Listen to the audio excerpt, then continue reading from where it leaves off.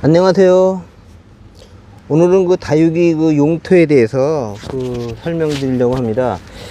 다육이 배양토 또는 다육이 용토라고 하는 것은 그 다육이를 이제 식재를 해가지고 거기에서 이제 재배하는 그런 흙을 말하는 거죠.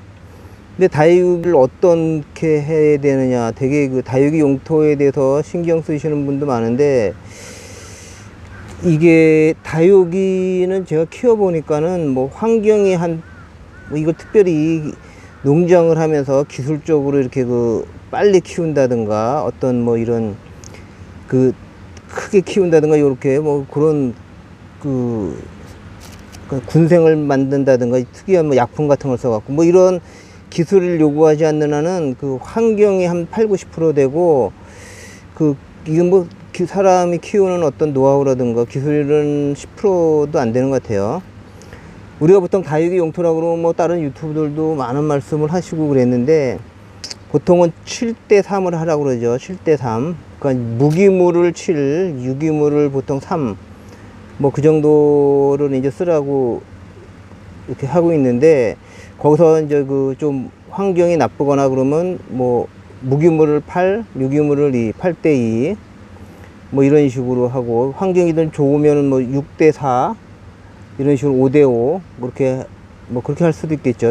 근데 제가 이걸 갖다 키워 보니까는 이게 다육이는 사실상은 아무데나 심어도 돼요. 용토를 그렇게 크게 신경 쓸 필요가 없어요. 오히려 환경이 어떠냐의 문제지, 용토는 뭐 환경만 좋다 그러면은 밭에다 심는 게 제일 잘 자랍니다. 그냥 밭에다가 뭐 섀도 심는 밭에다 심는 게 제일 잘 자라고,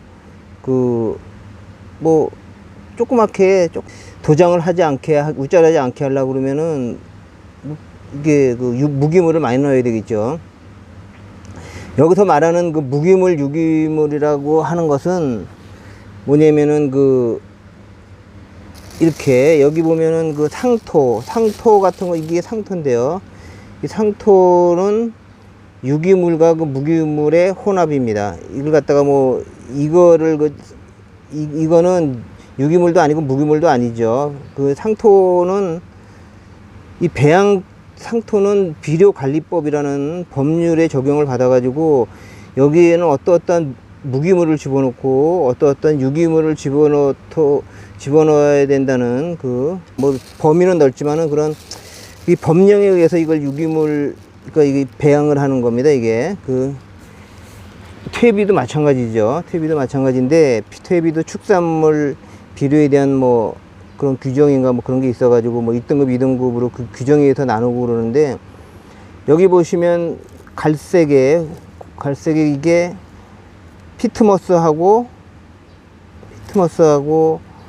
뭐 코코피트 이런 겁니다. 피트머스는 유럽이라든가 북미 대륙에 북쪽 지방에 이끼가 이제 퇴적해갖고 오랜 세월에 그러니까 퇴적된 걸 파온 거고, 뭐 코코피트는 야자수 관계 갖다가 이제 껍질을 갖다가 뽀개가지고 이제 되는데, 이게 실처럼 이렇게 돼 있는 게 코코피트죠. 여기는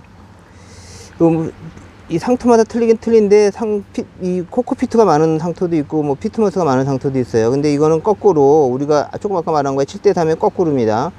피트머스하고 상토의 합이 7이고, 나머지 이렇게 흰 색깔인 게 펄라이트, 그 다음에 뭐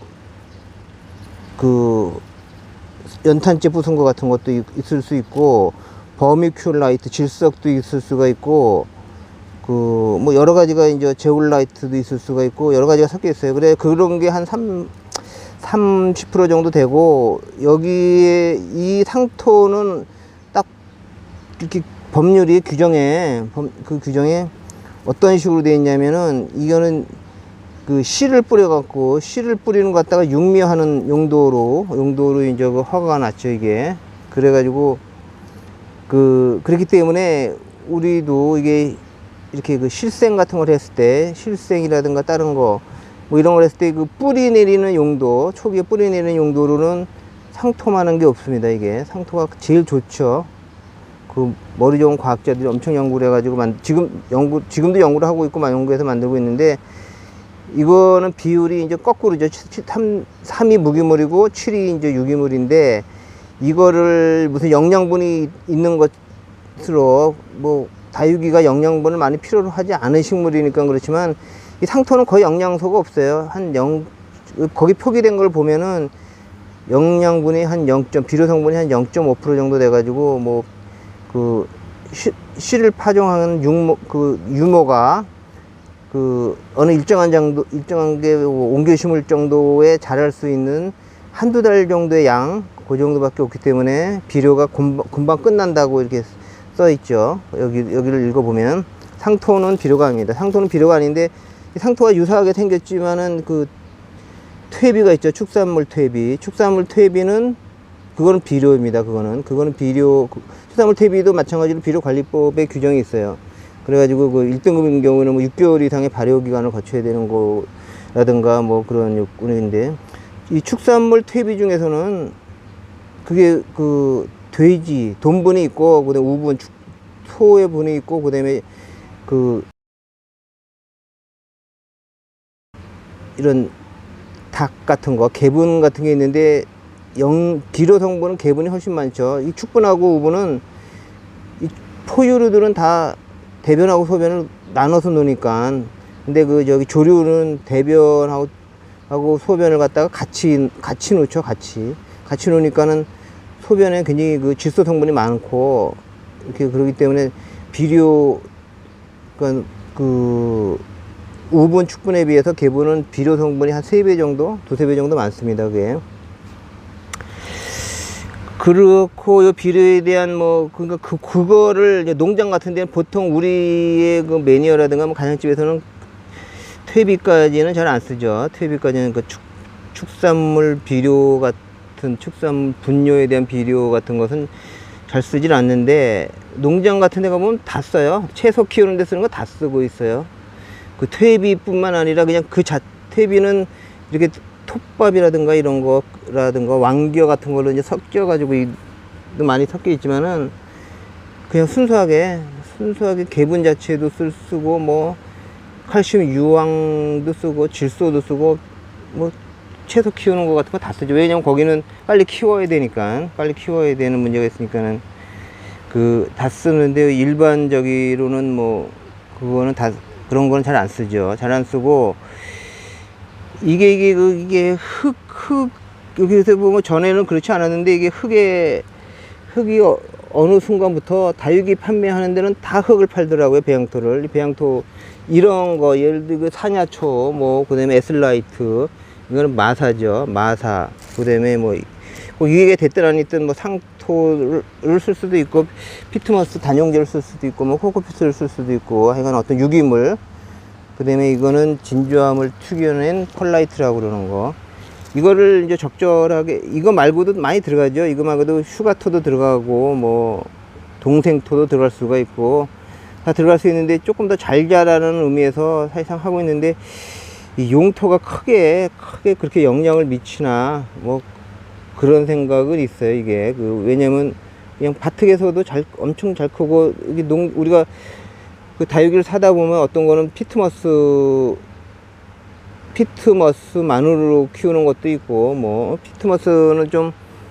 피트머스나 코코피트는 이게 그 세월이 지나면은 그 뿌리라든가 어떤 거에서 굳어져 가지고 뭉치는 성격이 있기 때문에 오랜 세월이 지나면은 좀 그게, 그리고 이게 유기물은 단점이 뭐냐면은, 이건 어느 거나 다 세월이 지나면 다 어떤 부식합니다. 그러니까 부패로 갈 수도 있고, 부패로 안 간다 하더라도 어쨌든 간에 형질이 변하죠. 무기물처럼 이렇게 그런 게 아니고 형질이 다 변하기 때문에, 이거는 이렇게 시간이 지나면은 어떤 그 본래의 성질을 잃어버린다고 볼 수 있어요. 그래가지고 이 유기물로 된 배양토는 적절한 시기에 이렇게 분갈이를 해주는 게 좋습니다.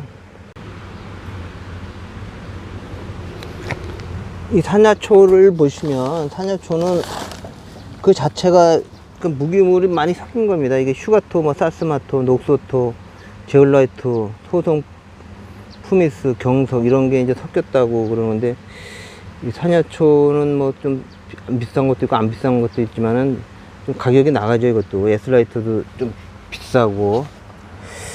그러니까 이런 거를 섞고 뭐 최고 상승 이런 거를 섞고 그다음에는 여루 그 토양 살충제 여기는 없는데 토양 살충제와 토양 살균제도 전에는 그렇게 많이 안 나왔는데 요새는 토양 살균제도 많이 나오더라고요. 토양 살균제를 섞고 그 다음에 칼슘제를 섞을 수도 있죠. 칼슘제를 섞을 수도 있고 그런데 또 뭐 아니면은 뭐 푸른물의 기적이라는 하이퍼넥스 분말을 섞을 수도 있고 그건 완전히 비료적인 거죠. 비료적인 건데 비료와 농약이죠. 거기다가 이제 또 그를 한다면 천연칼슘 난각분 같은 거를 이제 칼슘제만 난각분 같은 거를 하면은 근데 막 그 가루 같은 게 엄청 날려요. 그래가지고 호흡기에도 별로가 아니라 좋지 않겠죠. 그러니까 그런 식의 용토를 본인에 맞게 적절하게 이걸 갖다가 하면 됩니다. 이게 조금 키우면은 이거를 사서 쓰지 마시고 이거 사실상 뭐 별거 없어요. 이거 농장 하는 사람들도 그래요. 뭐 다들 자기네 거 좋다고 뭐 무지뿌리 잘 내린다 아니면 뭐가 이파리가 뭐 엄청 잘 큰다 뭐 그래가지고 그런 식의 장명을 해가지고 팔고 있는데 뭐 그 사람이 뭐 특이의 뭐 어떤 하늘에서 내리는 뭘 갖고 하는 것도 아닐 테고 다 이걸 갖다가 적절하게 이제 아까 말한 7대3이라든가 8대1이라든가 6대4의 비율로 섞어가지고 잘 비비셔가지고 사용하시면 되고요.